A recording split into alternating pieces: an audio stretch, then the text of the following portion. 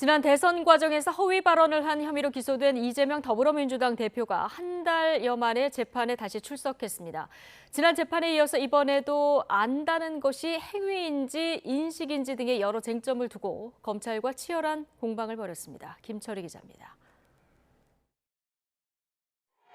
선거법 위반 사건 재판을 위해 한 달여 만에 법원에 모습을 드러낸 이재명 더불어민주당 대표. 이번에도 이 대표는 취재진 질문에 아무런 답을 하지 않은 채 법정으로 향했습니다.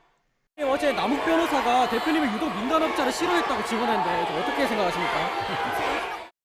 하지만 법정 안에서는 이 대표 측과 검찰이 쟁점을 두고 거세게 부딪혔습니다.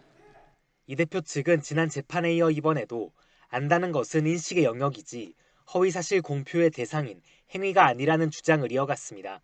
공직선거법은 인식이 아닌 행위 등에 관해서만 허위사실 공표를 금지하고 있기 때문입니다. 그러면서 만약 이 대표가 고인이 된 김문기 전 성남도시개발공사 처장을 안다는 인식이 과거에 있었더라도 발언 당시인 2021년까지 그 인식이 이어졌는지에 대해 증명해야 한다는 주장도 펼쳤습니다. 검찰이 지난 2016년 무렵 김 전 처장 이 대표를 찾아가 대면 보고한 사실을 두 사람 관계의 증거로 삼는 점을 공격한 겁니다. 이에 대해 검찰은 특정 시점에는 몰랐다는 말은 분명한 행위에 대한 발언이라면서 이 대표 측이 발언의 성격과 발언 내용의 외형을 혼동하고 있다고 반박했습니다. 이어진 증인 신문에서는 이 대표에게 불리한 증언도 나왔습니다. 증인으로 출석한 황무성 전 성남도시개발공사 사장이 이 대표와 김 전 처장 등이 함께 떠난 해외 출장을 측근 여행으로 인식했다고 말한 겁니다.